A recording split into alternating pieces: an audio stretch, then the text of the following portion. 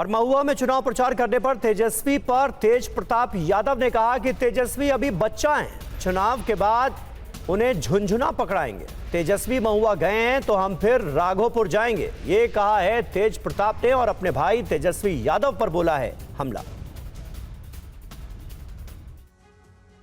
माँ और दीदी आशीर्वाद दे रही है, लेकिन भाई आपके खिलाफ प्रचार कर रहे हैं। बोल रहे हैं कि तो करने दीजिए, अभी बच्चा है वो, चुनाव बाद उसको झुनझुना पकड़ाएंगे।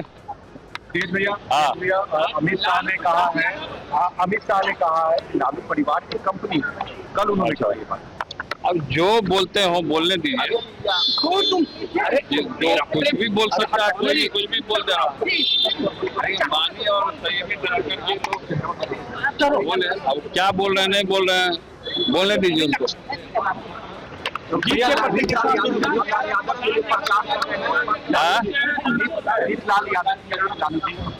करने के लिए पहुंचे, कह रहे हैं क्रिमिनल लोग का कोई बैकग्राउंड नहीं रहा और क्रिमिनल का अंत हुआ है, क्रिमिनल का कोई बैकग्राउंड नहीं। जीत को लेकर सर क्या कहेंगे, तेजस्वी को लेकर, अपनी जीत को लेकर क्या कहेंगे? आपके क्षेत्र में महुआ में चले गए, हमारे क्षेत्र में हो गए तो हम भी उनके क्षेत्र चले गए, राघोपुर फिर जाएंगे राघोपुर। और बिहार की बहादुरगंज सीट से ओवैसी की पार्टी AIMIM के उम्मीदवार तौसीफ आलम ने तेजस्वी यादव को मंच से धमकी दी है। सुनिए तौसीफ आलम ने क्या कहा। जैसे जैसे बिहार में पहले चरण की वोटिंग की तारीख करीब आ रही है, नेताओं की एक दूसरे के खिलाफ जुबान भी जहरीली होती जा रही है। बहादुरगंज सीट से AIMIM के उम्मीदवार तौसीफ आलम ने तेजस्वी यादव को खुलेआम जुबान काटने की धमकी दी। जवान लगाम लेकर के बोलो, असदुद्दीन साहब आज सिर्फ बहादुरगंज का नेता नहीं है, किशनगंज का नेता नहीं है, बिहार का नेता नहीं है, हैदराबाद का नेता नहीं है, बल्कि 30 करोड़ मुसलमानों का आवाज बना हुआ है।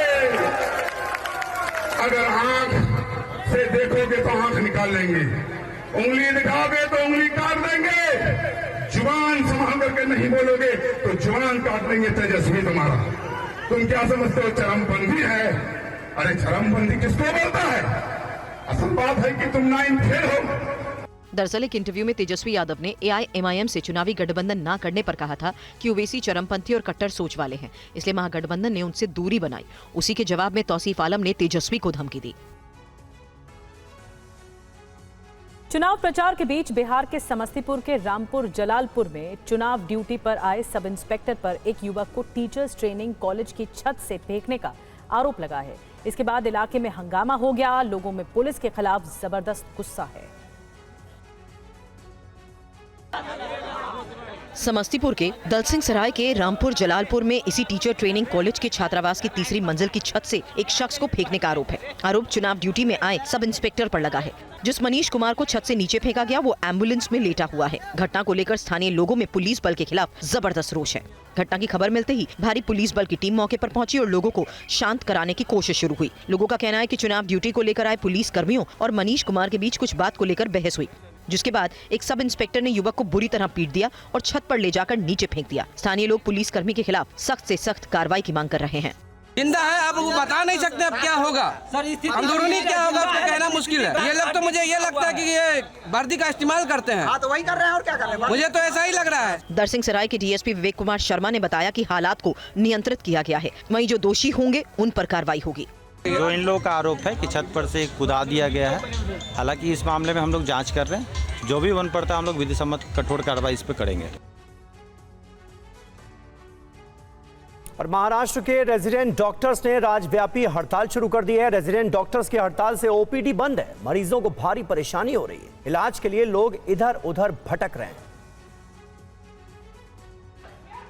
खुदकुशी करने वाली सतारा के पलटन जिला हॉस्पिटल की महिला डॉक्टर संपदा मुंडे को न्याय दिलाने के लिए डॉक्टर्स का प्रदर्शन जारी है। मांगों के समर्थन में रेजिडेंट डॉक्टर्स ने आज से राज्यव्यापी हड़ताल शुरू कर दी। रेजिडेंट डॉक्टर बेहतर सुरक्षा और पीड़ित परिवार के लिए मुआवजे की मांग कर रहे हैं। हड़ताल की वजह से सरकारी अस्पतालों में इमरजेंसी को छोड़कर सभी सेवाएं बंद हैं। इससे स्वास्थ्य व्यवस्था चरमरा गई है। डॉक्टर्स का आंदोलन अगर और आगे बढ़ता है तो स्थिति विकट हो सकती है। डॉक्टर अपनी एक साथी डॉक्टर के आत्महत्या मामले की निष्पक्ष जांच की मांग कर रहे हैं। उस डॉक्टर ने आत्महत्या से पहले आरोप लगाया कि एक पुलिस अधिकारी ने उसके साथ रेप किया था। इस हड़ताल में मुंबई के 4 नगर निगम हॉस्पिटल के डॉक्टर्स शामिल हैं। Maharashtra association of resident doctors की ओर से जारी बयान में कहा गया कि प्रशासन से बार बार अपील करने के बावजूद कोई ठोस कदम नहीं उठाया गया, जिससे रेजिडेंट डॉक्टर्स को ये कठोर कदम उठाना पड़ा। बीएमसी MARD के महासचिव डॉक्टर अमर आगमे ने कहा, हमें पूरे महाराष्ट्र में डॉक्टर्स की सुरक्षा के लिए बेहतर प्रोटोकॉल चाहिए। हम पीड़ित परिवार के लिए कम से कम 5 करोड़ रुपए के मुआवजे की मांग कर रहे हैं।